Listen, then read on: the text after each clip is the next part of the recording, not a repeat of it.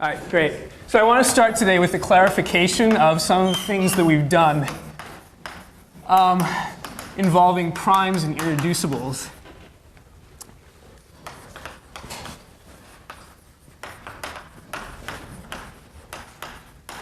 Specifically, I want to just explain something that was glossed over in a lot of the previous lectures, specifically that prime element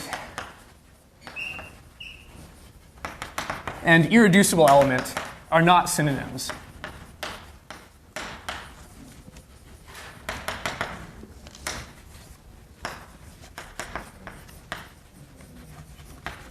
This is an important point. So can anybody tell me what a prime element is? Yes? If P is able to divide, first of all, P is not 0. Yeah. And, well, actually, it could be 0. Oh, really? Yeah. Okay. But it's not something else. It's not a unit, exactly. And if it divides the product of the numbers, then it divides one or the other. Exactly. So the definition is prime element P means P is not a unit, and P divides AB implies P divides A or P divides B. Exactly. What's an irreducible element? Yeah, sure. Go ahead. An irreducible element is not equal to 0. I'm pretty sure that. Am I right so far? Because I know It'll follow, but I mean, the thing is, yeah. You go on. All right, in that it has no proper divisors. So if it is only divisible by a unit, and it's something of its only divisor is a unit. Exactly. So here's a definition. R is not a unit. And if I have a factorization of the thing into some product here, AB, then either A is a unit or B is a unit. This would, of course, be false if this thing were 0, because I could always have these sort of factorizations, 0 times something else. So that the fact that it's not 0 is implied by this. So, of course, there is a relationship always in any domain. So let's just let R be a domain, which, recall, means that there are no 0 divisors. In other words, if AB equals 0, then A is 0 or B equals 0. In that case, we do know some sort of relationship. What do we know? What's the relationship in an arbitrary domain between a prime and an irreducible? Exactly. Any prime is irreducible, at least any non-zero prime. So if P not equal to 0 is prime, then P is irreducible. Does everybody know why this is? Anybody who doesn't know the proof of this, put up their hand. So okay. So you haven't seen the proof of this? I may have, but okay. Maybe if you were armed with this, right. So, well, I mean, you start off with something, obviously, which, you want to prove that something is irreducible. So you want to, look at a factorization and show that one of these things must be a unit. Well, if I have a factorization like this, then in particular, P divides AB, which is good because, we can then sort of use the fact that this thing is a prime to show that either P divides A or P divides B. Now, without loss of generality, we can say that P divides A. And so we write, say, P equals CA. But we know that P equals AB. So we have, A equals PC, rather. A equals PC. And so we rewrite this as P equals AB equals PCB, because we have this way of rewriting A. Now, one of the major points, of course, is that this is a domain, right? We needed that as a hypothesis. So this means 1 minus CB equals 0. And since P is not 0 by hypothesis, this implies 1 minus CB equals 0. That's the definition of domain in our hypothesis. So C is an inverse for B. So B is a unit.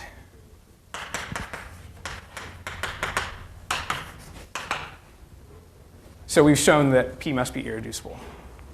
Okay, so here's the big problem. The converse is false for an arbitrary domain.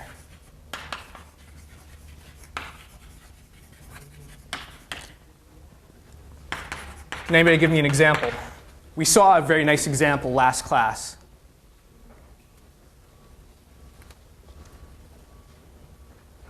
Go ahead.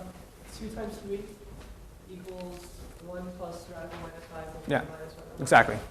Or in the sort of more general format we gave last time. So I mean, I'm going to give you exactly the same example, but I'm going to do it for arbitrary d non-square, or square-free rather, less than -1, congruent to 3 mod 4. So here's the thing. Last class, we saw that if we look at z adjoins square root d, where d is square-free, in other words, any prime, any rational, any standard, usual integer prime dividing d only can divide it once. D is less than -1, d congruent to 3 mod 4. We saw we had this lovely factorization. 2 times 1 minus d over 2 equals 1 minus root d, 1 plus root d. And we showed that 2 is irreducible. We proved this. But 2 is not prime, follows from this formula. Why? It doesn't divide either of the factors. Exactly. 2 divides 1 minus root d, 1 plus root d. But we also pointed out that 2 doesn't divide 1 plus root d, and it doesn't divide 1 minus root d. So 2 is irreducible, but 2 is not prime in this particular ring. So the major point here is that you should watch out and not make errors on problem sets or exams. Yes? What is a good way to show that something's irreducible? Because it seems as if you'd have, how would you even go about that? You need to know something about the structure of a ring. So I mean, in this case, to show irreducibility, you needed to know a little something about what it looks like if you're in an imaginary quadratic ring. You had to use various hypotheses and various structural results we accumulated. There's really not much else I can say. There's no sort of general technique for deciding when something is irreducible in a particular ring. You have to just use whatever structural results you have. So I just want to quickly run through a review also to sort of maybe clarify a few definitions which were sort of given ambiguously. I want to also go through some of the special rings.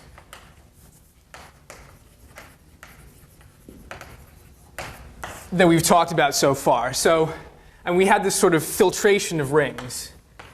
So we had like all rings, and then we looked at a subclass of all rings, which we called domains or integral domains, but I'll just abbreviate to domains because it's shorter.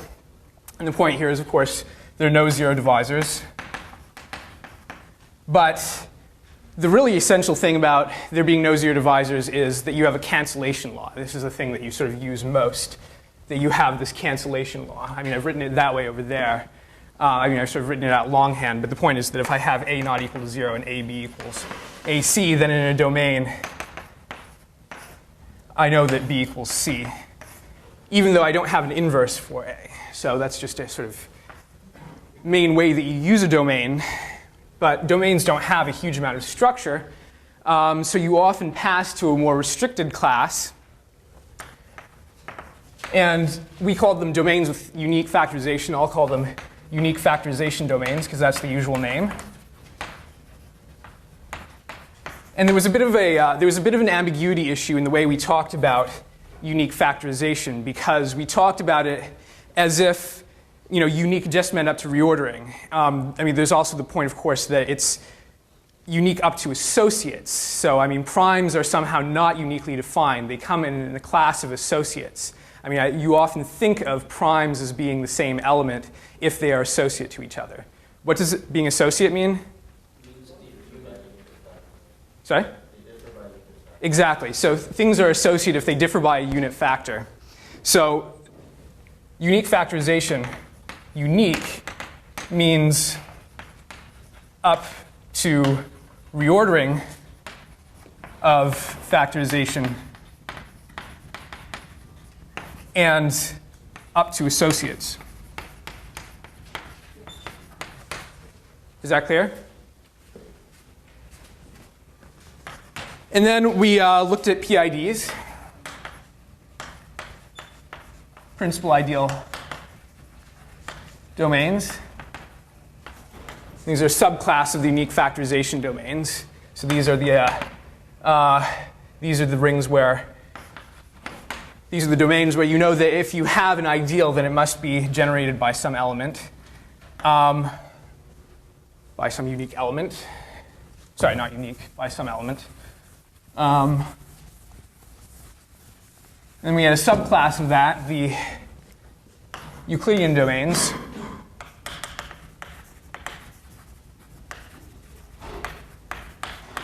Where you had a division algorithm. Now, there was a bit of a sort of nomenclature issue here. We called the division algorithm a Euclidean algorithm. I mean, in some sense, the name Euclidean algorithm more properly applies to the method for calculating the GCD given the division algorithm. And I think there was an exercise where you were supposed to actually come up with the Euclidean algorithm based on a division algorithm. But you call the thing a Euclidean domain because you have both this division algorithm and a Euclidean algorithm.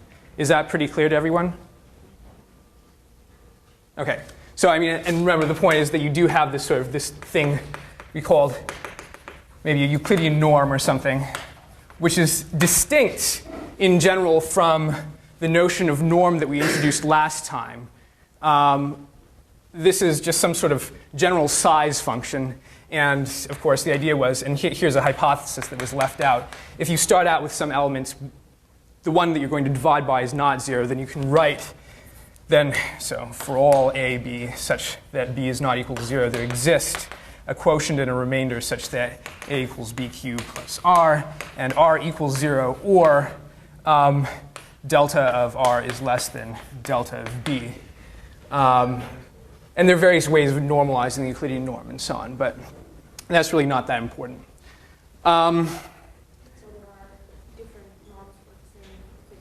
So for instance, yeah, it is quite possible, for instance, that in one of the sorts of rings that we were talking about in class, these like z adjoins square root d, that the notion of norm that we introduced last class, where you multiply a plus b root d by a minus b root d and get a squared plus b squared d, is not going to give you a Euclidean norm, but that there is nonetheless a Euclidean norm on that ring. This is a distinct possibility. There's nothing to rule that out. And going the other way, of course, it is utterly, utterly, utterly false that just because you have this norm that it in any way tells you that there is a Euclidean norm. I mean, there's absolutely no sense in which that's true. So that's an important sort of distinction. We have these sorts of common terms running around, but they mean different things in different contexts, so beware. Then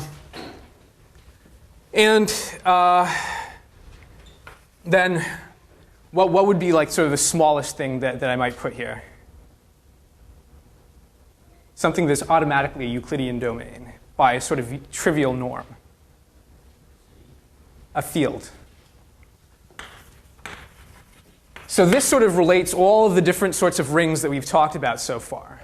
Fields are the sort of smallest, most restricted class. And in some sense, the main thing about this sort of sweep is that there's an increasing complexity as you pass in this direction from fields to all rings in terms of two things, the ideal structure and the structure of the group of units. So as you pass this way, you get more and more ideals and much more complicated ideal lattice structure, and you get much more complicated rings, groups of units. And a lot of what you do in ring theory is you try to explore the structure of the lattice of ideals and the structure of the ring of units, because you can relate that to a lot of sort of basic, number theoretic problems and a lot of other sort of algebraic problems. There are all these sorts of areas of math which rely specifically on knowing those things. So you need this sort of structural theory. Now I'm going to make some abbreviations. I'm usually going to refer to things like unique factorization domains as UFDs, principal ideal domains as PIDs. I might even abbreviate Euclidean domains to EDs. Now, why do I do this? Not to confuse you, but because this is standard in the literature. If you ever read a paper, you're not going to read principal ideal domain. You will read PID, because nobody wants to write it all out. Okay.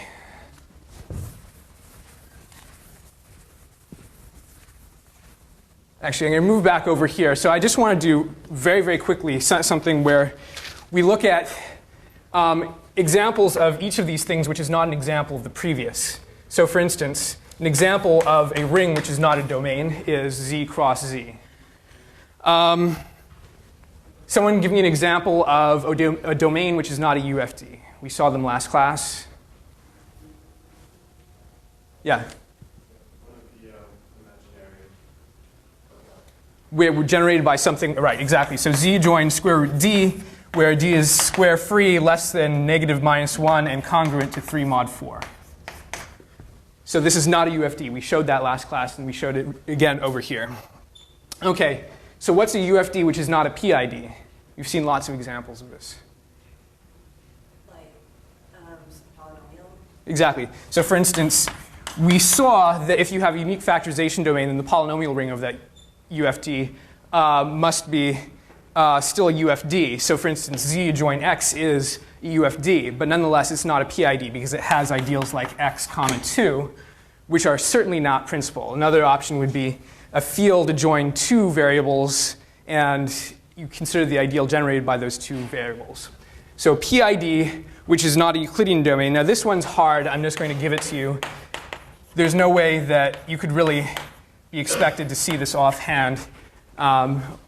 There's a sort of nice theory that explains why this is a principal ideal domain, but not a Euclidean domain. But Z join 1 plus square root minus 19 over 2. Example of Euclidean domain, which is not a field, well, that's easy. Z, say, and fields, well, consider the real numbers. Great. Okay. So now an addendum to this sort of first note I made is that if R is a UFD and I have some R and R which is not equal to 0, then under this very important hypothesis that I'm working in a UFD, and we've seen that there are a lot of things which are not UFDs, a lot of very nice things which are not UFDs, for instance these. But if R is a UFD, then R is irreducible if and only if it's prime. Now we've shown this in one direction. The other direction is easy because you just consider the unique factorizations, and you know that R is irreducible, so it must divide the other side. It must divide, must be in the unique factorizations of the things on the other side. So you get that the thing must in fact be prime. That's the essential point. That because you know how you have this unique factorization into irreducibles. Remember, this is UFD means factorization up to associates of irreducibles. You have this, and that's why we often make this sort of confusion. So in UFDs, we sometimes interchange prime and irreducible. But don't misapply this.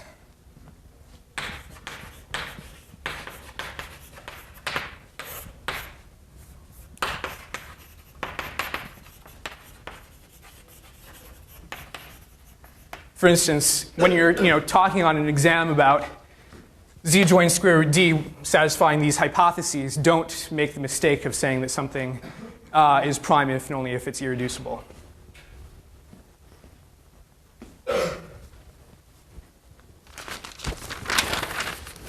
Okay, so now I want to talk about sort of the way of taking this notion of prime and bringing it to the world of ideals.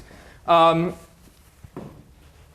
way of sort of seeing what I'm about to talk about is it's a sort of broader class than maximal ideals. It encompasses maximal ideals, but it gives a lot more things in much the same way that a field is a domain, but the converse is false. And we'll see exactly how that can be made precise.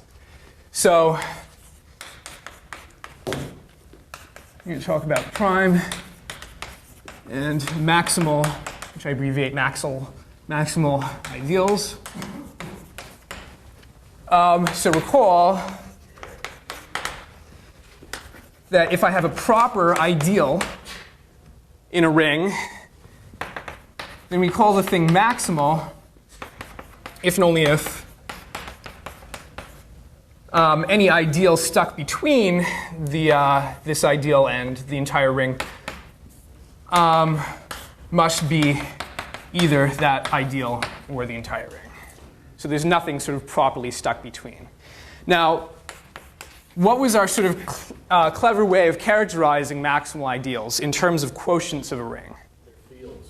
Exactly. So here's the theorem. M is a maximal ideal if and only if R mod M is a field. And this is because we understand the structure of the ideals of a quotient. If we knew the lattice of ideals in a particular ring, then we could figure out the lattice of ideals in any quotient of it. And we know that fields are characterized by their having these two ideals, the zero ideal and the full ideal, the unit ideal, and them being distinct. So that's how we saw that. But now I want to sort of broaden that class. So here's how I'm going to do that. So definition. Again, suppose I have some proper ideal of R. This thing is called prime ideal.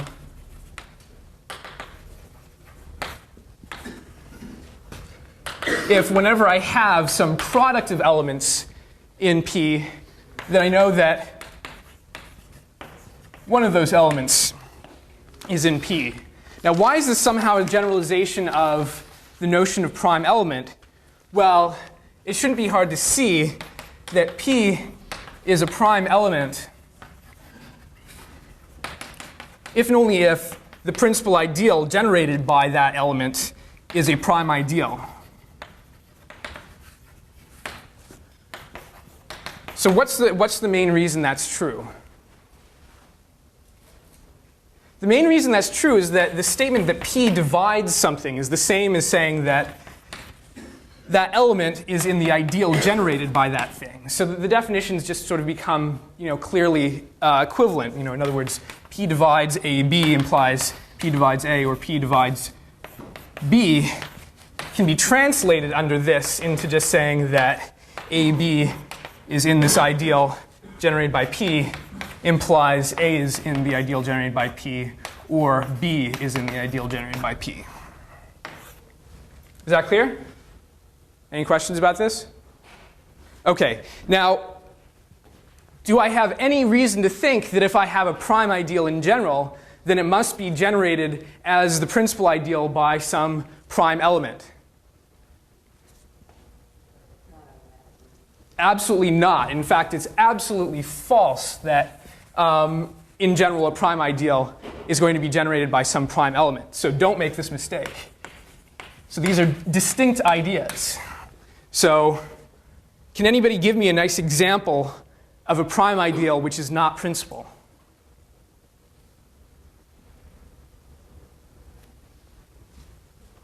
So P prime does not imply P equals P for some prime element P. Exactly. One of the easiest ways of getting something like this is by looking at a polynomial ideal. So for instance, note that z join xy modulo the ideal generated by xy is isomorphic to z. It's a, oh. Well, I will show in a minute that this implies that this must be a prime ideal. Here's an easier Well, okay. I'm going to show in a minute that prime ideals are characterized by the fact that their quotients are domains. So just accept that fact for a minute. This implies then that the ideal generated by xy must be a prime ideal, but xy is not a principal ideal. We've seen this in various forms previously. So let me actually prove that backup statement that primes are characterized by their quotients. So this thing is prime, but not principal. But in order to completely justify this, we need the following result, that P is prime if and only if R mod P is a domain. So this is sort of a statement, of course, analogous to the proposition we had over here that maximal is characterized by the quotient being a field. And this is pretty obvious. Does anybody want to go through the proof of this? Okay, sure. So I'll go through a proof of this. So going in one direction, suppose I have xy equals 0. So I'm going to assume that P is prime, and I'm going to try to show this thing as a domain. So I'm going to say that suppose I have these things. Let's make sure that they aren't 0 divisors. Well, I can lift these things, this x to some x tilde, and this y to some y tilde in R. So these are just preimages under the canonical homomorphism from R to R mod P. And we know that by definition of this canonical map, x tilde y tilde must be in the kernel, namely in P. So we have x tilde and y tilde, lifts of x and y, and the fact that the multiple of x and y is 0 says that these things are in this prime ideal. Now, by hypothesis, this implies, since P is prime, that x tilde is in P or y tilde is in P. But that's just saying that x equals 0 or y equals 0 because, again, of the definition of quotient. Is that clear? The other direction is identical. You just reverse the argument. I mean, you just sort of start out with these things and then you take the descents rather than taking lifts.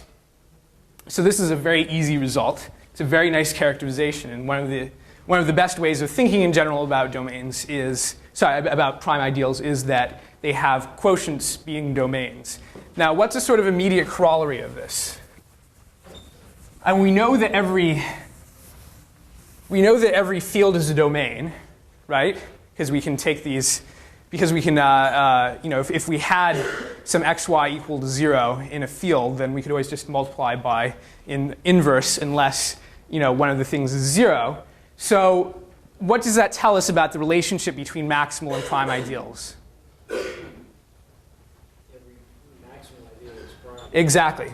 So a corollary, an immediate corollary of this is that if M is maximal, then M is prime. And the proof is, of course, just that R mod M being a field implies that R mod M is a domain. This is by far the easiest way of proving that a maximal ideal is prime. Here's another sort of corollary. What's a way of characterizing domains in terms of the ideal structure of the ring? So, I mean, is there an ideal which is prime if and only if that ring is a domain?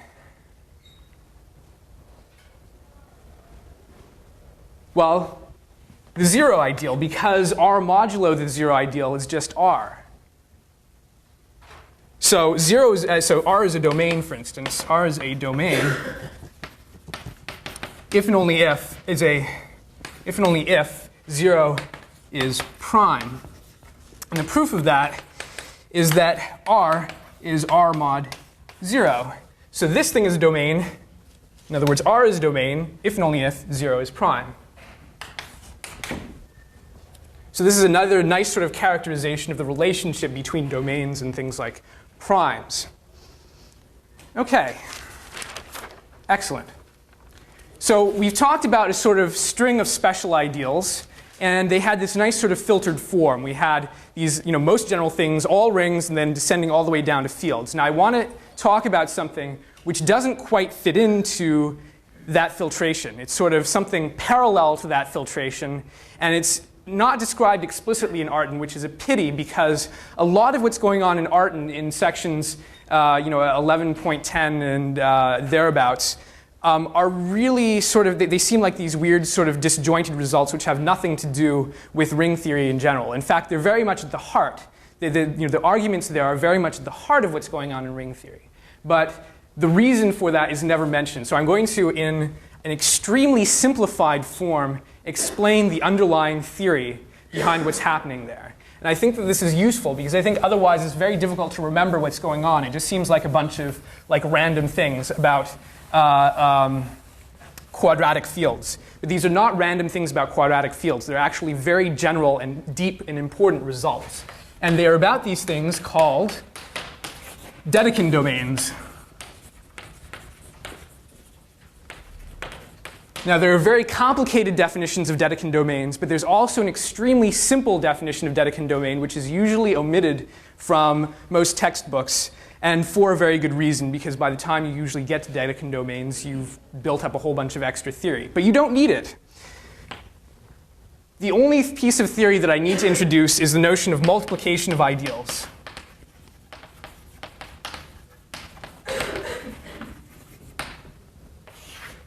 So if I have some ideals I and j in R, then I define their product to be what? Can anybody tell me what the product of two ideals is? Settable sum, finite sums where A times B, where A is I and B is B. Exactly. It's the set of all finite sums of AI, BI, where the AIs are in I and the BIs are in J. You need the finite sums, of course, because you need this thing to be an ideal. You want to define the product of ideals to be some ideal. If you just had products, then you wouldn't necessarily know that for something which is not, for instance, generated by a single element. For if I or J were not principal, you would not know that the thing would be closed under addition. So you need to have these finite sums to make sure that the things are actually a subgroup. Now, and it's very easy to verify this is an ideal. I mean, it's certainly a subgroup because you have these sums and so on. And it's closed under multiplication by R by the fact that I and J were individually so. Now, just to make sure that we're all on the same page, if I do have two principal ideals, say A and B, so this is I and this is J, then what is the product IJ? So in this extremely simple case, what is the multiple of the ideal generated by A and the ideal generated by B? Exactly, the ideal generated by AB.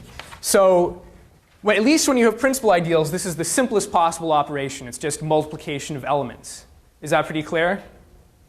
Any questions about this? OK, good.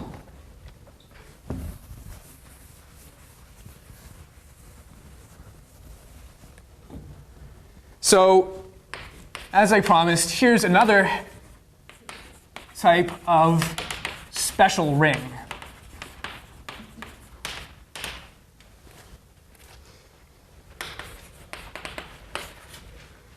So suppose we have our domain with field of fractions K, and assume that that field of fractions is not the initial ring.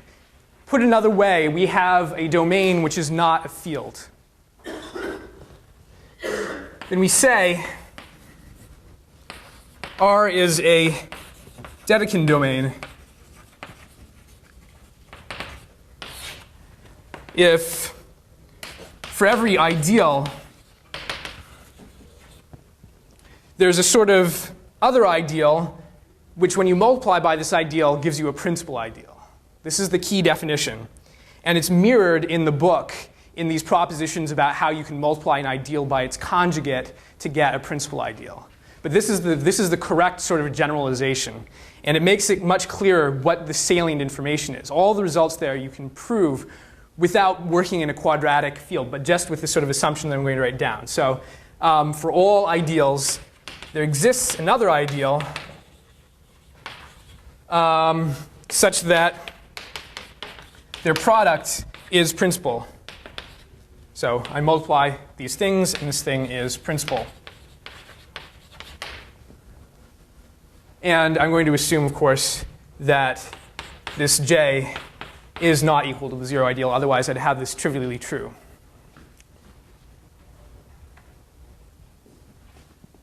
So if there's some non-zero ideal such that this thing is principal.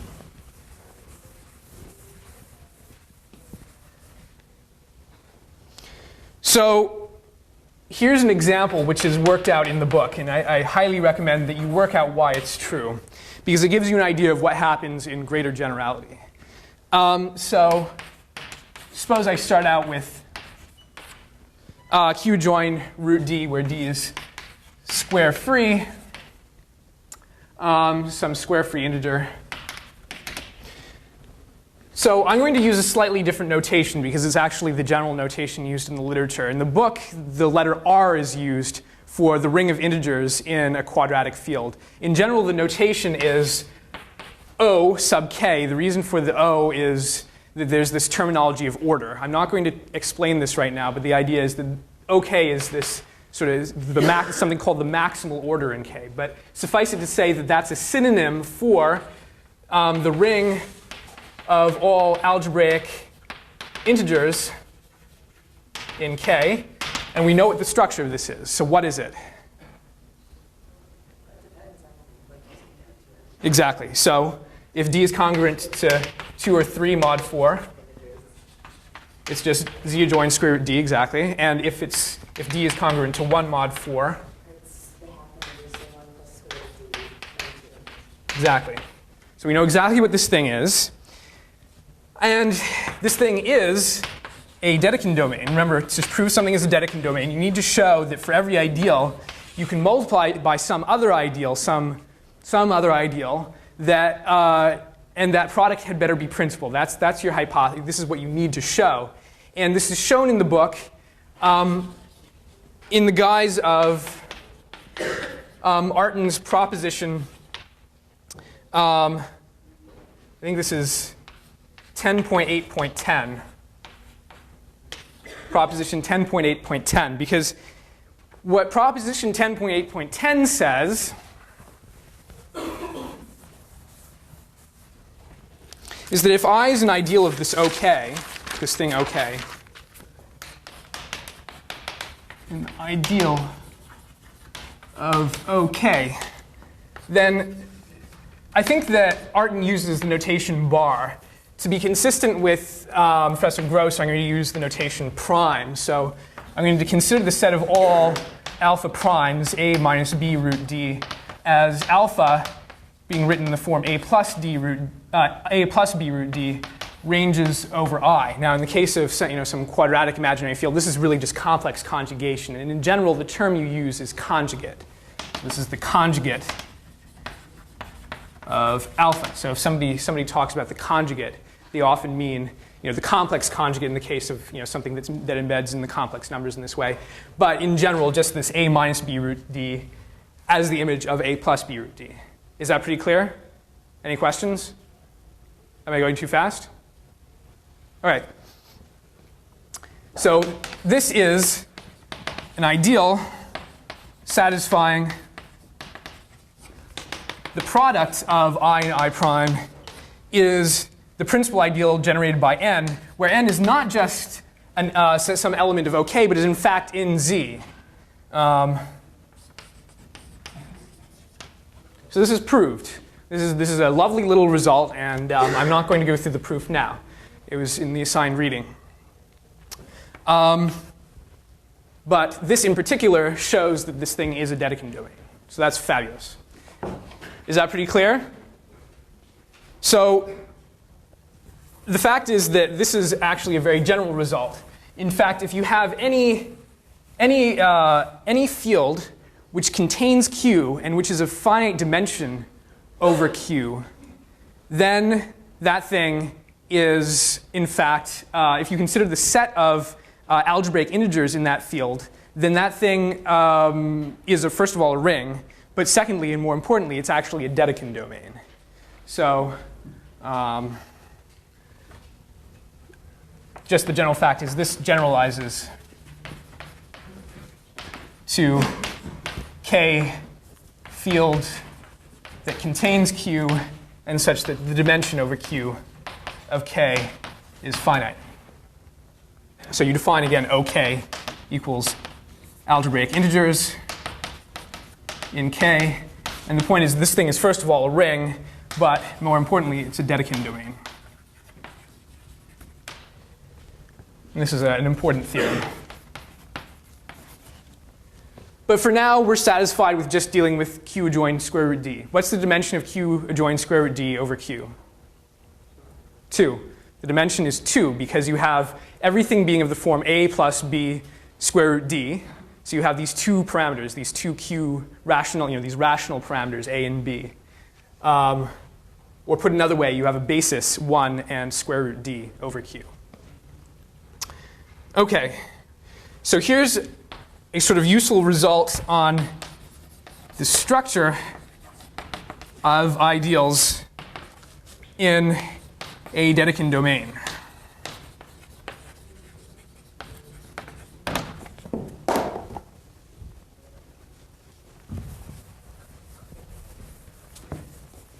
So the whole point of Dedekind domains is somehow that although you don't necessarily have unique factorization, so these things are not in general UFDs, you have no sort of way of fitting this nicely into the filtration that we talked about before.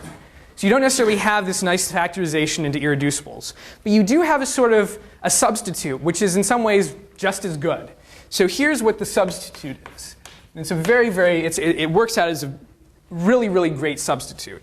So let's assume that I have a Dedekind domain. So DED-DOM, it's just an abbreviation. And suppose I have some non-zero ideal in that Dedekind domain.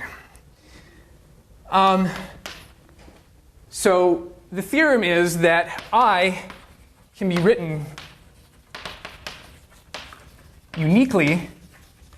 So there's some unique way of writing an ideal. You can't necessarily write elements in some sort of nice, unique way, but at least you can get at the ideals in a nice way. So I can be written uniquely as I equals P1 through PK, where PI are non-zero primes, prime ideals. So I have these prime ideals. I can talk about the prime ideals of R. And what this result says is that tells me everything about the ideal structure of this ring, because every ideal can be written uniquely up to reordering. But here it's just legitimately up to reordering. There's no additional caveat. There are no associates or anything like that. All of the theory of associates and so on is built directly into the ideal structures. I mean, so there's no need to worry about anything other than reordering. So anything can be written uniquely as a product of these primes. This is a very, very nice result. So for instance, if you wanted to prove that something was principal, if you wanted to prove that a Dedekind domain, suppose you already knew that something was a Dedekind domain, and you want to show it was a principal ideal domain, for instance, it would suffice to consider the prime ideals, because you know that every ideal is a product of the prime ideals. So you just have to show that the prime ideals are principal, and that would show that every ideal is principal. This is a very nice sort of result. It sort of gets at, I guess, somehow one of the reasons that these things are important. Yeah, absolutely. How do you know that the product of the prime ideals is prime? Oh, it's not. In general, the product. I'm sorry. If I had the every prime ideal were principal, then each of these things would look like little p1. Right. So by hypothesis, these things are all principal. So I can write these as little p1 up through little pk. And the product of these ideals, remember I mentioned before that A times B is AB. Right. Well, that would imply that by induction, that this thing is just P1, PK. So this thing is a principal. Is that clear? Yeah. Okay. Okay, great. So as I said, this gives a way of salvaging unique factorization. So example, in z join square root minus 5, we have these two factorizations into irreducibles. So these are all irreducible. So we don't have unique factorization into irreducibles. But by this result, which I'm erasing now, remember this thing is a Dedekind domain, so we do have unique factorization into prime ideals.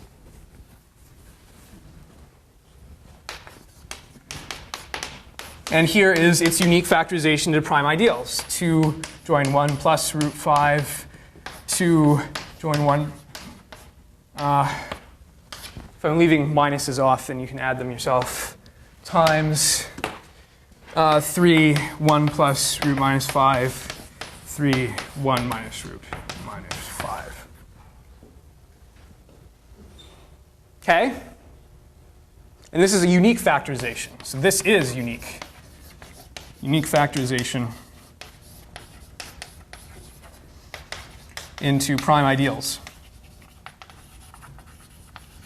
The fact that each of these is a prime ideal is something that I won't go into, but suffice it to say that the quotient by this is z mod 2, quotient by this is z mod 2, quotient by this is z mod 3, quotient by this is z mod 3. Yes? How did you generate that factorization? That's in general hard, and it's sort of beyond the scope of this lecture, but there's a hint of how that's done in section 11.10. In fact, beyond a hint of it. I mean, it sort of actually goes through a way of mechanically doing this. But it's an algorithmic process. It's not one that's a priori interesting. But there is a sort of way of doing this. There is a systematic way of doing this.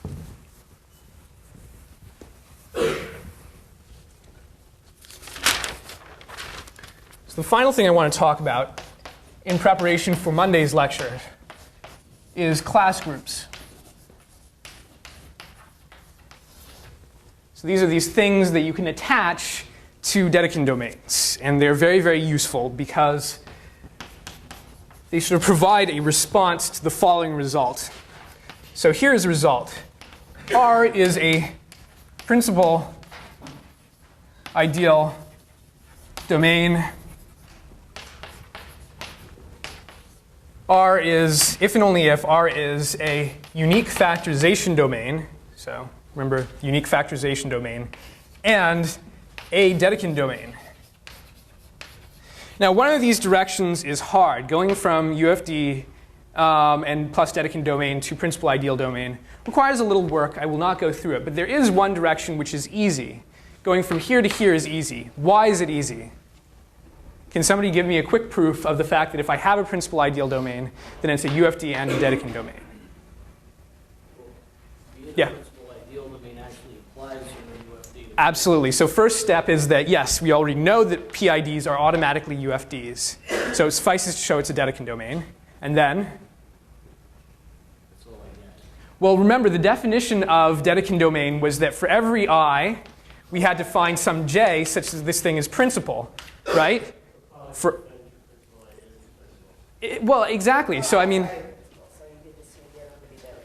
exactly. I could just take the unit ideal. I just start out with any ideal. I already know it's principal. It's generated by some r.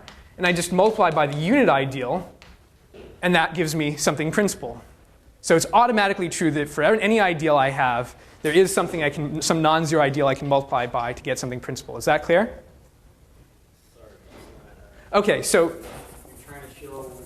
I need to show that for every ideal, there is some second ideal. So for all I, there exists some j which is not 0, such that this thing is principal. So I start out with some ideal. I already know it's principal because I'm in a PID. By hypothesis, I have a PID. So this thing equals something generated by R to start with. Then I can multiply by, say, the unit ideal. And this thing is principal. Is that clear? Yeah. Good. OK. So one direction is easy. The other direction relies on showing effectively that Dedekind domains have the beautiful property that they can be generated by two elements. They may not be principal, but they can be always generated by two elements. And from that, it's not that hard. I mean, once you can show that, then it's not that hard to show that unique factorization in addition implies that every ideal is principal. So there's a sort of subclass of the Dedekind domains, and those are the principal ideal domains. And you might ask, is there some measure of how far a Dedekind domain is from being a principal ideal domain? So you have these principal ideal domains, you have these Dedekind domains, and there's a sort of question, how do those fit in? Like, how can you sort of almost quotient out, the set of all Dedekind domains by the set of principal ideal domains? And there's a sort of way of measuring that out, a way of sort of creating a stratification of Dedekind domains. And here's the way of doing that. So this is a new idea, and that is class groups. So this measures how far a Dedekind domain is from being a PID. Great. Okay. So to define a class group, or to define the class group of the Dedekind domain, to define the class group of the Dedekind domain R, then we define an equivalence relation.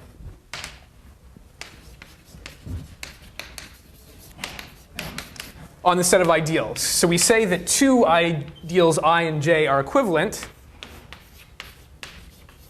This is our definition. This is the relation we define. They're equivalent if and only if there exist some elements of R such that Ri equals Sj.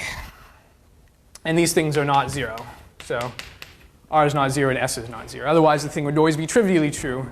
All these things would be related. So the assumption is that there are some non-zero things which you can sort of cross-multiply to get an equality. And the fact that this is an equivalence relation and so on, you want to be able to use the fact that it's a Dedekind domain. This doesn't work in sort of general things. I mean, you really need to be sort of working with something like, say, these quadratic rings. So we're going to let angle brackets I denote the equivalence class of I. We call this the ideal class of I. So angle brackets I is the ideal class of I. It's the equivalence class under this relation. And then what we do is we define as a set the set of all ideal classes. I just want to make one note here. I exclude I and j from being the 0 ideal. So I always forget in all of this about the 0 ideal. So again, for I not equal to 0, we define this equivalence class. So this is a set of all ideal classes, or put another way, this is a set of all angle bracket i's as I ranges over non-zero ideals. And here, again, is a use of the fact that we're working in a Dedekind domain.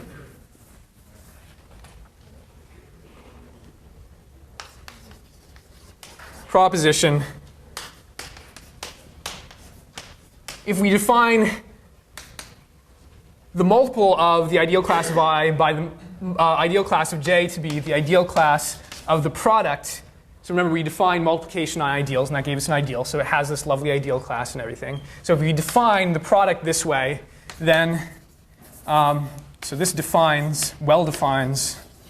This is really well defined. In other words, if we choose a different representative for I and so on, everything works out. Yeah. What's that letter in U of R?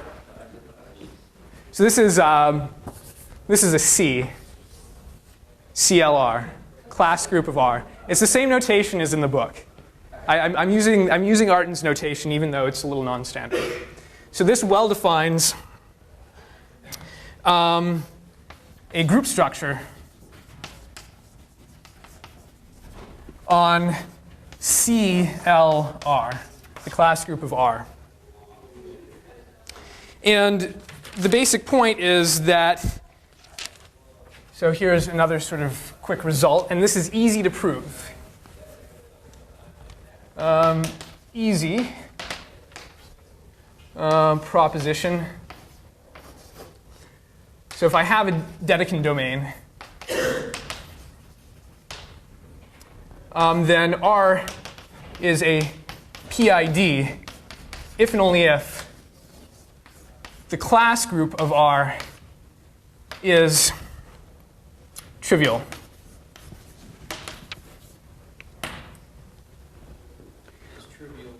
Is the trivial group. So remember, this thing is a group. We just gave it a group structure. So this thing is some group. So I mean, it's not empty because I have the class of the unit ideal, for instance. And what this says is that the only class is the class of the unit ideal. And why is that true? Well, it's just sort of by definition. Well, here's one of the directions. I mean, suppose we go from PID to this result. Well, the idea is that I know that I can write any ideals I have as A and B, and then I know that BI equals AJ, so that means that I and J are related under the equivalence relation, so I and J are in the same class. So any two ideals are in the same class, and the other direction is just as easy. And one last sort of remark, I realize it's getting late, but one sort of last remark is that whenever I have, say, one of these rings of quadratic integers, or more generally the ring of algebraic integers in some larger field, then the class group is finite. So there are two last sort of themes here. Class groups are finite, and I'll just give you an example of that to finish this off. So if I consider the class group of the set of algebraic integers in Q join root minus 5, this thing looks like it consists of the class of the unit ideal and the class of the ideal generated by 2, 1 plus root minus 5, and is isomorphic, of course, therefore to z mod 2z. The point being that if I square the ideal 2, 1 plus root minus 5, then I get a principal ideal. But it itself is not principal. And more generally, to calculate these things,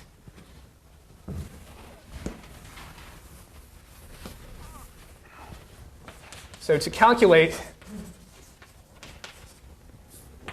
the class group of O Q join root D, where D is negative, look at section 11.10. That's the reading for Monday. This is worked out. There's an algorithm for finding the class group which is worked out.